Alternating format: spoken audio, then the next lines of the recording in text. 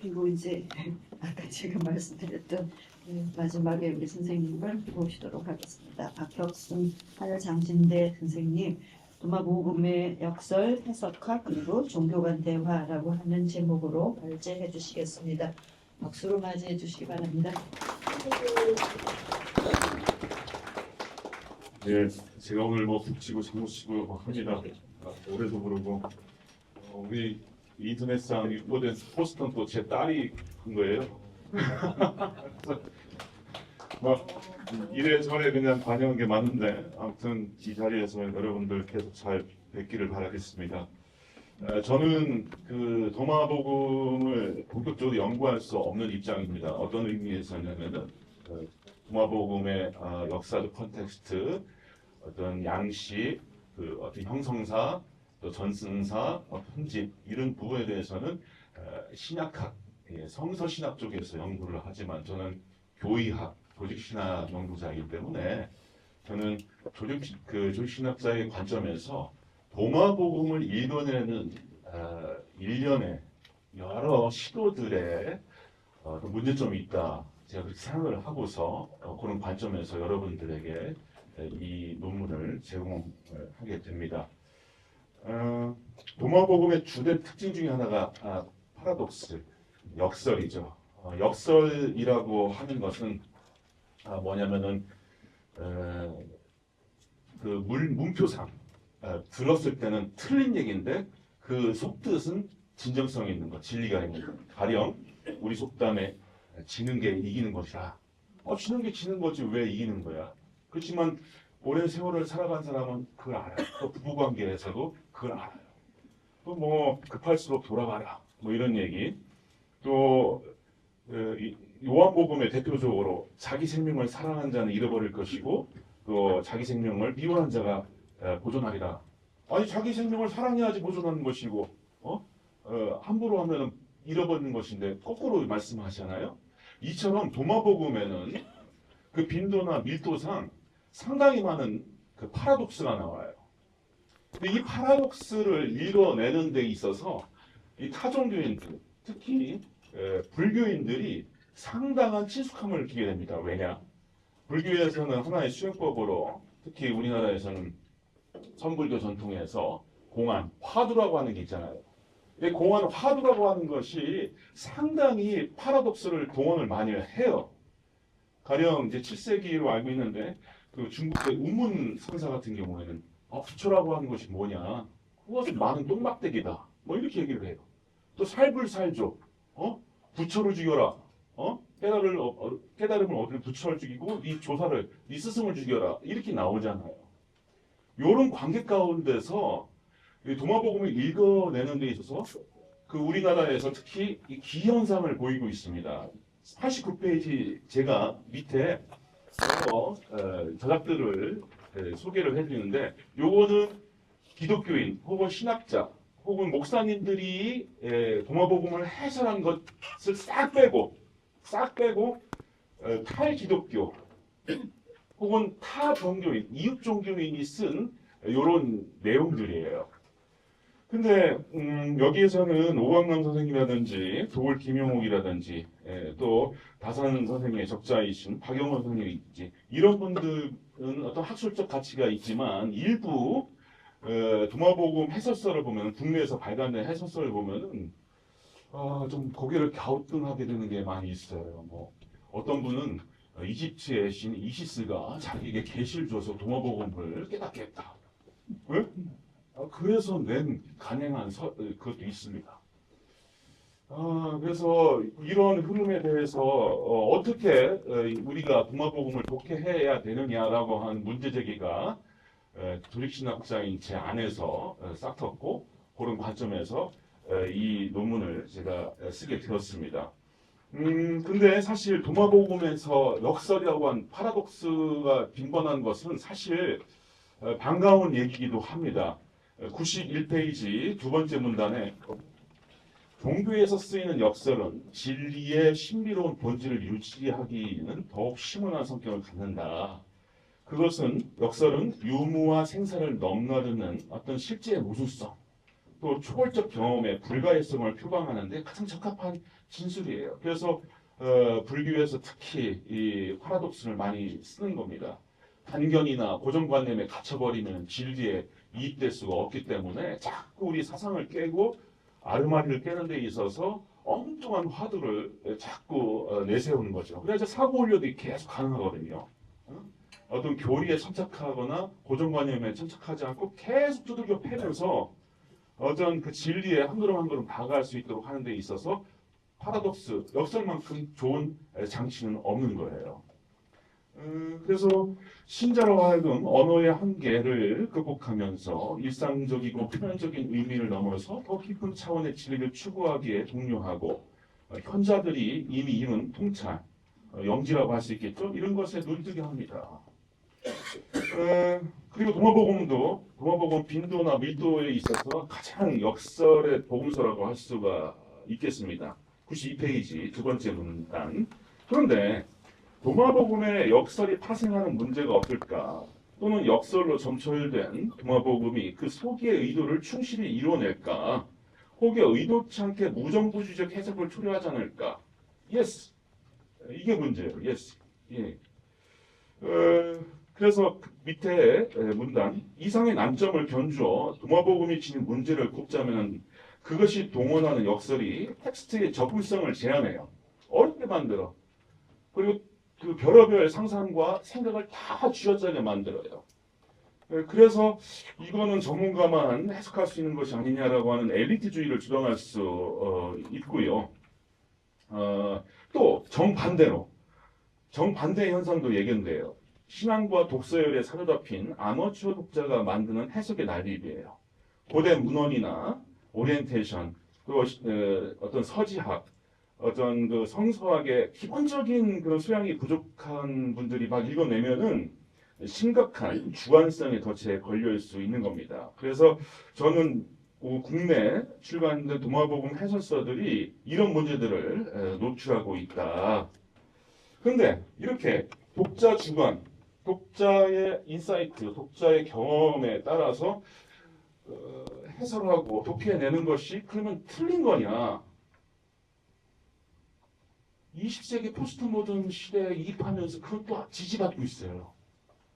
그러니까 한마디로 말해서 독자가 원저자의 글 의도, 처음 의도를 무시하고 참고하거나 무시할 수도 있고 그 텍스트를 읽어내면서 자기가 스스로 텍스트의 의미를 생성해내는 것에 대해서 오히려 독일의 수용미학 혹은 영미의 그 독자 반응 비평의 많은 이론가들은 작가의 권위, 원저자의 권위, 원래의 뜻보다 독자가 이뤄내고 생성해내는 그것이 이제 지지받는 시대가 되었다라고 이야기합니다. 이것이 포스트 모더니즘의 하나의 특징이기도 해요.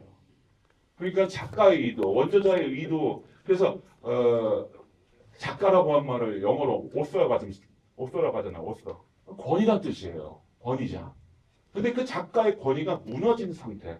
그러니까 여기저기서 탈중심, 다원적인 해석 도법이 가능한 사회를 우리가 살아가고 있는데 이것이 이제 문학계나 종교계에서도 이제 가능하고 지지받는 이론이 이제 뒷받침되고 있는 겁니다. 그래서 대표적으로 이제 독일의 수용미학의 wolfgang 이서라고 하는 분은 95페이지요. 예. 여러 내용이 있지만 제가 핵심만 집어서 말씀드릴게요. 위에서 네 번째 빈자리 개념을 제공을 해요. 그래서 독자는 빈자리 채우기 작업을 한다. 텍스트의 불확정성 혹은 어떤 애매모호성에 대해서 독자는 창의적 역할을 한다. 이렇게 긍정을 해요. 또 독일의 또 다른 수용미학자인 한스 로베르트 야우스 같은 경우에 그 다음 페이지 96페이지 맨 첫 줄 독자가 자신의 선의에 자기가 살아온 것, 자기의 관점, 주의 주장, 정치적 신념, 종교적 신념, 인생관 이런 것에 따라서 텍스트에 접근하게 되고 이러한 선의에는 개인적 경험뿐만 아니라 사회 문학의 맥락에 의해 형성됩니다. 여러분들 혹시 보셨는지 모르겠지만 용산에 지금 대통령 집무실 주변을 보면요 어마어마한 화환이 깔려 있어요.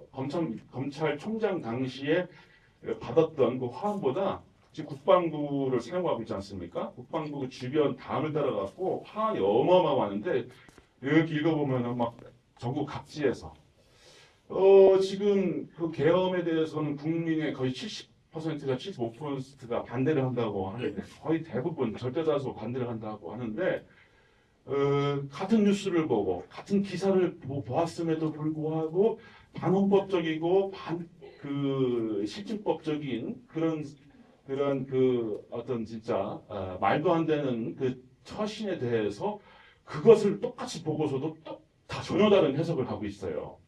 국민의 또 상당 부분 마이너리티지만 이거는 어떻게 교정할 수 있을까요? 이거 교정 못합니다. 이거 자기가 살아온 거 선의가 이렇게 무서운 거예요. 전의 자기의 경험. 그거를 가지고서 어떤 텍스트든 뭐 마가복음이든 뭐 요한복음이든 이제 동화복음이든 그렇게 들어온다는 거예요. 들어오고 그걸 지 멋대로 읽을 수도 있다는 거예요. 그건 당연한 거예요. 당연한 거예요. 작가의 권위가 사라지고 혹은 원저자 혹은 편집자 양식 뭐 제공한 자들 처음 구술자 뭐 예수님이 됐던 뒤에 가피를 했던 사람이 됐던 그 사람들의 의도보다 읽어내는 사람의 선의와 경험과 이런 것을 바탕으로 해내고 생성을 내는 것은 당연하다고 얘기를 하는 겁니다. 또 영미 쪽에서는 이제 독자 반응 비평 이론과 아주 유사한 이야기들을 하죠. 이제 노먼 홀랜드 같은 경우에는 이 정신 분석학을 가져와서 독자 중심의 해석을 지지를 하는데 밑에서 대략 한 8째 줄, 각 독자는 자신만의 텍스트를 만든다. 자신의 기대, 자신의 소망, 자신의 생각과 가치관으로 텍스트를 구성한다. 역시 같은 이야기예요. 그러면서 홀랜드 같은 경우에는 정신분석학의 이론을 가지고 와서 텍스트를 읽어내는데 방어, 기대, 환기, 변형의 이런 과정을 거친다라고 하는 그런 또 이론을 만들었는데 이것은 각자 읽어보실 수 있기를 바랍니다. 그리고 또 다른 미국 이론가인 스탠리 피시 같은 경우에는 해석 공동체 개념을 제공하면서 독자는 자기가 속한 해석, 자기가 속한 공동체에 따라서 읽어낸다. 그러면은 이렇게 얘기할 수 있어요. 무슬림은 무슬림 방식대로 동화복음을 읽어낼 수 있고, 불자는 불자대로 읽어낼 수 있고, 힌두교인들은 힌두교인 나름대로 자기가 신앙하고 지지하는 어떤 그 종지나 교리에 따라서 충분히 동화복음을 읽어낼 수 있다라고 하는 이야기예요. 자, 그런데 문제는 이렇게 이거를 또 문제가 있다라고 하는 많은 또 비평가들이 있어요. 99페이지에 이제 반대하는 입장으로서 옴베르토 에코 같은 경우 스페인어로만 알고 있지만 아주 유명한 번인 교학자이기도 합니다. 99페이지 밑에 두 번째 단락 텍스트는 무한한 해석의 가능성을 허용하지 않는다. 해석에는 분명한 한계가 존재하며 텍스트의 원래 의도와 구조를 벗어나는 해석은 텍스트에 대한 폭력이다라고까지 이야기를 해요. 이런 식으로 이제 움베르토 에코 다음 페이지 첫 번째 문장 모든 텍스트는 무한한 독서를 이야기하면서 엉뚱한 독서를 허용하지 않는다. 한 텍스트에서 무엇이 가장 좋은 텍스트라고 말할 수 없지만 무엇이 그릇된 해석이라고 말할 수 있다라고 하면서 독자 중심, 독자 반응 비평, 독자 주관에 의한 독해를 반대를 합니다. 자, 저는 그래서 앞서 수용 이야기라든지 독자 반응 비평에 그 이론가들한테 저는 이렇게 묻고 싶어요. 당신들이 쓴 그 내용 다른 사람이 못되려 읽어갖고 당신이 쓴 내용에 다른 이야기를 하면 당신 용인할 수 있겠어? 본인들도 주의 주장을 가지고서 이저라든지 야우스라든지 피시가 책을 썼을 거 아니에요. 그거를 독자 중심적으로 제 마음대로 읽어내는 것을 당신이 허용할 수 있겠느냐. 도리어 물으면은 본인들도 아마 주저할 거예요. 그러니까 이게 쉬운 문제가 아닙니다. 그래서 저는 마지막으로 101페이지 중간 부분 문단. 그래서 저는 이 독자 중심 또는 독자가 소속한 신앙 공동체 중심의 독해 가능성을 긍정함과 더불어 균형 잡힌 해석학적 스펙트럼을 보존하기 위한 방안을 이렇게 제안하고 싶습니다. 첫째, 사적 독해의 맹점을 보완하기 위해서 철저한 학문적 준비와 방법론적 접근을 존중해야 된다. 둘째, 그에 따라 도마법원의 본문 역시 역사적 문화적 맥락을 충분히 연구해야 된다. 이것은 신약학자 분들이 이제 해내야 되겠죠. 셋째, 해석자 자신의 전이해나 종교적 전통을 인지한 상태. 나는 지금 불자구나. 나는 지금 힌두교인이다. 나는 지금 극우 보수다. 라고 하는 이 자기 스스로의 아이덴티티를 떼어놓고 볼 수 있어야 돼요. 그래서 그 상태에서 좀 읽어낼 수 있는 훈련도 병행해야 된다는 얘기예요. 그래서 그리스도교 문서로서 도마복음에 객관적 거리를 두고 독해할 수 있어야 된다. 넷째, 지속적으로 학문적 전문가들의 연구 성과를 진중하게 참고해야 된다. 다섯째, 그 어떤 해석이든 그 주관성 및 잠정성을 인정하고 다양한 해석들을 존중해야 된다. 도마복음의 그 해설서를 보면은요, 거기가 본인이 자기가 그야말로 그노시스, 정말 우주의 진리를 발견했다는 식으로 쓰는 분들이 거의 대부분이에요. 나만이 진리를 독점하고 있다. 그래서 내가 이 책을 쓴다라고 하는 식의 자세가 아주 강한데 그러면 안 되겠다. 감사합니다.